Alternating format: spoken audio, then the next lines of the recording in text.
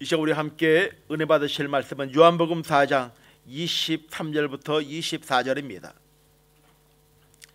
요한복음 4장 23절 24절입니다.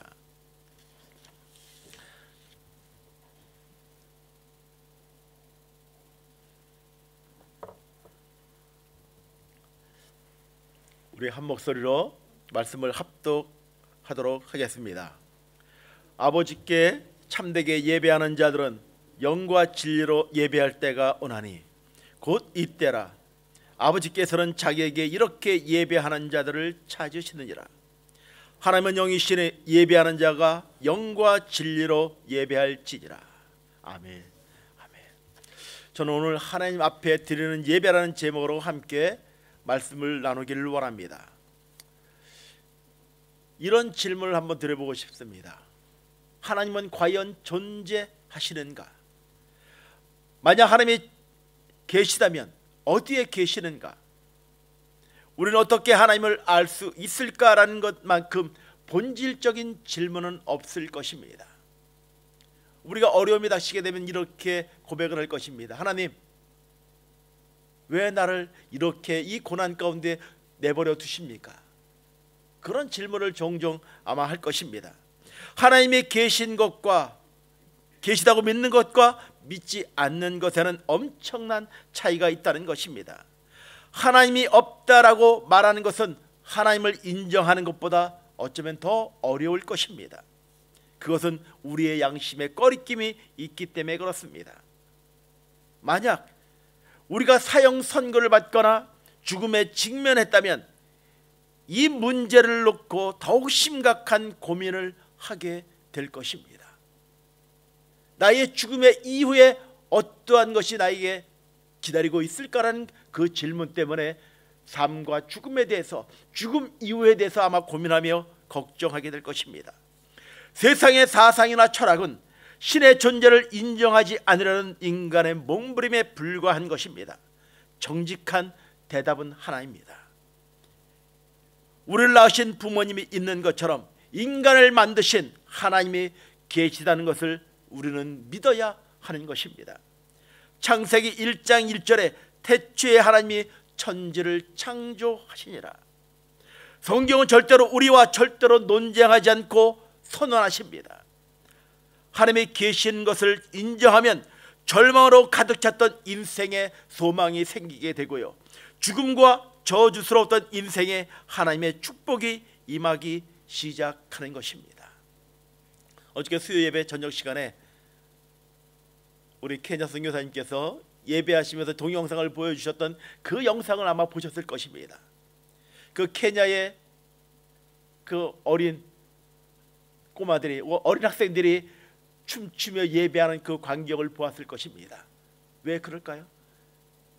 왜 4시간 동안을 그렇게 춤추며 세상적인 말로 몸부림치며 예배할까요? 하나님을 만난 그 감동과 감격이 있기에, 하나님을 향한 그 사모함의 열정이 있기에 그렇게 예배하는 것입니다. 바로 이것이 축복이고 감사인 것입니다. 창세기 1장 1절에 태초에 하나님이 천지를 창조하시니라. 이 말씀부터 하나님의 역사심들과 하나님의 일하시는 놀라운 축복들을 우리는 누리며 감사의 고백으로 나아가게 하는 것입니다.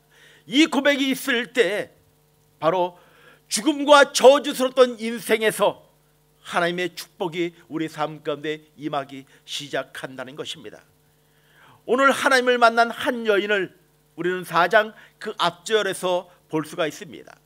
요한복음 4장의 우물가 사마리아 여인으로 알려진 이 여인은 삶과 진리에 목마른 여인이었습니다. 공허한 마음을 채우려 남편을 5번이나 바꿨지만 배신당하고 절망 가운데 살아가고 있는 여인이요, 희생당한 여인이었습니다. 기구한 인생이었을 것입니다. 남편을 5번이나 바꿀 정도라면 얼마나 처절한 인생을 살았고 급락을 오가는 그 인생을 살았겠습니까? 우리가 얘기하죠, 기구한 인생이라고. 참 불행한 인생이라고 우리는 말할 수가 있을 것입니다. 성경 본문에 보면 이 여인에게는 영혼에 대한 갈망이 있는 것을 우리는 말씀을 통하여 볼 수가 있습니다. 그리고 이 여인은 메시아를 기다리고 있었습니다. 여인에게는 메시아가 오면 무의미하고 절망적인 인생이 변할 것이라는 소망이 그 여인에게 있었습니다. 이것이 이 여인이 예수를 만난 영광스러운 구원을 받게 된 동기라는 것입니다. 이 여인이 하나님을 만난 사건에 대해 좀 더 구체적으로 살펴본다면, 첫째, 이 여인에게는 소망이 없었기 때문에 하나님을 만날 수가 있었습니다. 인간의 절망은, 인간의 낙심과 어려움은 어쩌면 하나님을 만나는 통로요 문이라고 생각합니다. 마태복음 5장 3절에 심령이 가난한 자는 복이 있나니 천국이 그들의 것임이라 말씀하십니다. 실패한 그 자리에서 하나님을 만난다면 우리의 인생은 변화되는 줄 믿으시길 바랍니다. 세상에서 실패하고 절망한 이 여인은 사람을 마주치기 싫어서 가장 태양이 내리쬐는 아무도 물을 길러오지 않는 12시에 물을 길러 나온 여인이었습니다. 두 번째, 이 여인에게는 하나님을 만나게 된 것은 하나님이 이 여인을 찾았기 때문인 것입니다. 우리가 하나님을 만난 것이 아니라, 우리가 하나님을 찾은 것이 아니라 하나님이 우리를 만나기 위해 찾아오신 것입니다. 내가 아무리 노력을 한다 할지라도 하나님이 나의 삶 가운데 먼저 찾아오지 않는다면 그 하나님을 우리는 만날 수가 없는 것입니다. 요한복음 15장 16절에 너희가 나를 택한 것이 아니요 내가 너희를 택하여 세웠나니 이는 너희로 가서 열매를 맺게 하고 또 너희 열매가 항상 있게 하여 내 이름으로 아버지께 무엇을 구하든지 다 받게 하려 함이니라. 너희가 나를 택한 것이 아니고 내가 너희를 택하여 세웠다라고 말씀하여 주고 계십니다. 사랑하는 성도 여러분, 이 얼마나 놀라운 축복입니까? 이 우주 만물을 말씀으로 창조하신 그분께서 나를 택하셨다고 말씀하십니다. 나를 세웠다라고 말씀하십니다. 그리고 뭐라고 말씀하시면 너는 내 것이라고 말씀하여 주고 계신 것입니다. 셋째, 이 여인에게는 하나님을 만나고 싶어하는 갈망이 그 여인에게는 있었습니다. 아무리 하나님이 찾아오셔도 그녀의 마음속에 목마름이 없었다면 아마 소용이 없었을 것입니다. 예수께서 물을 좀 달라 하였을 때 여인은 물을 달라고 하는 이 유대인이 메시아인 줄 알지 못했습니다. 그러나 예수님과 대화하며 예수님이 여인의 삶을 다 알고 계심을 발견할 수 있었고, 당신은 선지자입니까? 라는 질문하며 영적인 눈이 뜨기 시작합니다. 이후에 이 여인과 예수님과의 대화란 진정한 예배에 관하여 이야기합니다. 여인은 예루살렘과 이 산을 예를 들며 예배 장소에 대한 질문을 합니다. 마치 사람들이 이 교파는 구원이 있고 저 교파는 구원이 없다라고, 이 교회에 가야만 구원을 얻고 저 교회는 아니다라고 하는 문제하는 논쟁을 벌이는 것과 마찬가지일 것입니다. 예배의 본질을 보기보다는 외적인 것, 환경적인 것만을 보는 그 모습들, 이에 대해 예수님께서는 요한복음 4장 24절에 하나님의 영이시는 예배하는 자가 신령과 진정으로 예배할지니라 말씀하십니다. 하나님은 영이라고 말씀하십니다. 이것은 하나님은 육체가 아니라고 말씀하여 주고 있는 것입니다. 이것은 제한된 하나님이 아니라고 말씀하여 주고 있는 것입니다. 하나님은 육체적인 방법이 아닌 영의 방법으로 만날 수가 있는 것입니다. 우리는 육체를 가졌기 때문에 모든 생각을 육신적으로만 한다는 것입니다. 제한적인 생각을 가지고만 하나님을 예배하며 하나님을 만나려고 한다는 것입니다. 감정과 지성과 의지와 합리성과 경험 등을 느껴야만 이해할 수 있다는 것입니다. 위에 열거된 것은 육에 속한 것들인 것입니다. 그러나 이러한 인간의 경험이나 지식을 가지고 하나님을 만날 수가 없는 것입니다. 영이신 하나님은 영으로만 만날 수가 있는 것입니다. 로마서 8장 5절 7절에 보면 육신을 따르는 자는 육신의 일을, 영을 따르는 자는 영의 일을 생각하나니 육신의 생각은 사망이요 영의 생각은 생명과 평안이니라. 육신의 생각은 하나님과 원수가 되나니 이는 하나님의 법에 굴복하지 아니할 뿐 아니라 할 수도 없습니다. 육신을 쫓는 사람은 하나님을 기쁘게 할 수가 없는 것입니다. 육신적인 방법으로는 하나님을 만날 수도 없고 보지도 못하고 느끼지도 못하고 그 하나님의 임재하심을 경험할 수도 없는 것입니다. 그러나 우리가 하나님을 만나기 위해 만나기로 결정하고 예수님을 영접하면 하나님을 알만한 영이 내 안에 생기는 것입니다.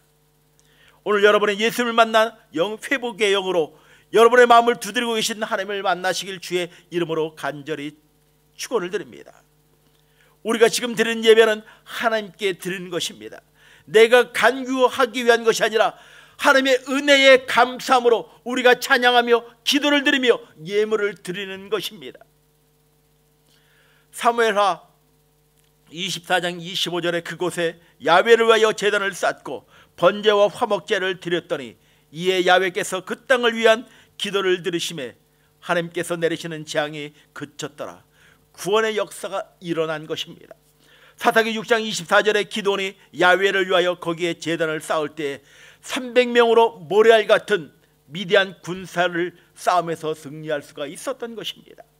역대하 21장 22절에 다윗이 여호와를 위하여 단을 쌓으니 전염병이 백성 중에서 그쳤다고 말씀하여 주고 있습니다. 역대상 21장 26절에 다윗이 거기서 야훼를 위하여 단을 쌓고 번제와 화목제를 드려 야훼께 아뢰었더니 야훼께서 하늘에서부터 번제단 위에 불을 내려 응답하셨습니다. 우리도 야훼 하나님을 위하여 우리의 정성된 예배를 드릴 때 하나님께서 우리를 통하여 계획하고 계신 모든 역사가 우리 삶 가운데 이루어질 것입니다. 아버지께 참으로 예배하는 자들은 신령과 진저로 예배할 때가 오나니 곧 이때라. 아버지께서는 이렇게 자기에게 예배하는 자를 찾으신다라고 말씀하여 주고 계십니다. 예레미야 29장 13절에 너희가 전심으로 나를 찾고 찾으면 나를 만날 것이라고 말씀하여 주고 계십니다. 불꽃 같은 눈으로 예배하는 자들을 찾으시는 주님에게 찾아지는 우리 하나님의 백성들이 되길, 하나님의 자녀들이 되길 주의 이름으로 간절히 축원을 드립니다. 오늘 말씀을 마치기 전에 두 사진을 보여드릴 것입니다. 이전에 말씀을 드리고 기도를 부탁을 드렸던 이강인 집사의 모습입니다. 이 파란 와이셔츠를 입었을 때 치과 의사로 근무했을 때의 사진입니다. 근데 그 옆에는 마스크를 쓰신 분이 아버님이에요. 암투병 중이어서 저렇게 힘이 없어서 아버지에게 기대고 있는 그 모습입니다. 우리가 지난 주 시간에 예배 시간에 우리 함께 기도하지 않았습니까? 제가 그 이야기를 좀 읽어드리고 싶습니다. 우리가 기도하기 이전에 저에게 보내줬던 기도 제목이었습니다. 그가 많은 분들의 끈질긴 기도가 계속되었지만 이강인 형제의 상태가 별로 좋지 않은 것 같습니다. 이제 강인이는 물만 먹어도 토하는군요. 열도 자꾸 오르고요. 계속 진통제에 투여하는데 CT 촬영 결과로는 암이 작아졌다고 합니다. 그런데 항암 부작용으로 장 운동이 안 되어 변이 많이 쌓여 있다는군요. 오늘 엑스레이를 찍기도 했지만 엑스레이를 찍을 기력도 없어 보입니다. 컨디션 난조로 일단 항암 치료를 중단해야 할 것 같습니다 라고 하는 그 기도 제목을 보내주었습니다.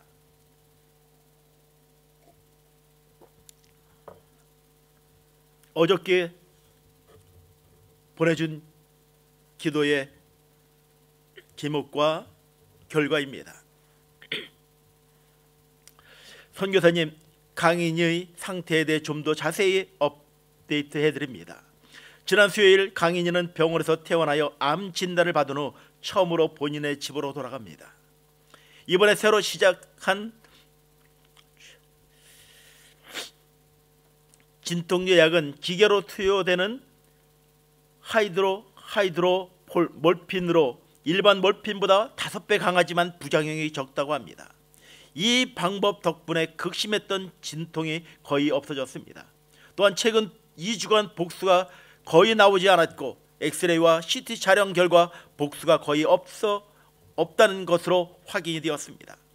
기쁘고 감사한 소식으로 이번 CT 촬영에서 보남의 크기가 줄어든 것은 담당 의사 라라가 확인해 주었습니다.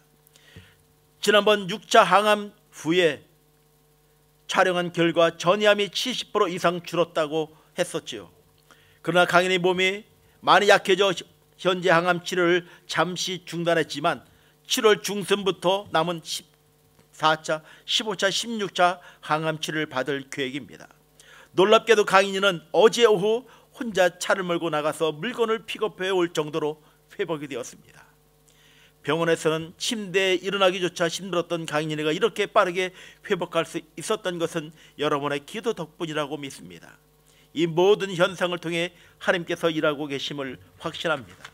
여러분의 따뜻한 기도와 사랑에 깊은 감사를 드립니다. 할렐루야 하는 기도 제목을 보내왔습니다. 우리가 하나님을 바라보고 신령과 진정으로 예배하며 하나님의 은혜를 구할 때 하나님의 일하시는 놀라운 축복의 역사들이 있습니다. 우리 현장에서 하나님의 일하시는 것들을 우리가 직접 볼 수는 없다 할지라도, 보지 못한다 할지라도 우리의 부르짖고 간구하는 그 제목 가운데 하나님이 일하시는 놀라운 축복이 있다는 것입니다. 그리고 우리가 함께 기도하는 우리 최얼 형제라는 그 형제가 혈액암인데 어렵다고 했어요. 그런데 많이 회복되었다고 하는 그 기도 응답의 소식을 전해왔습니다. 하나님이 우리의 삶 가운데 일하시고 역사하여 주십니다. 우리의 부르짖는 그 눈물의 고백 가운데 하나님이 일하시는 놀라운 축복이 있습니다. 우리의 육신적인 것으로 생각하지 않고 영으로 생각하며 영으로 일하시는 그 하나님을 찬양하며 나아가는 하나님의 백성들이 되길 주의 이름으로 간절히 축원을 드립니다. 근심하지 마십시다.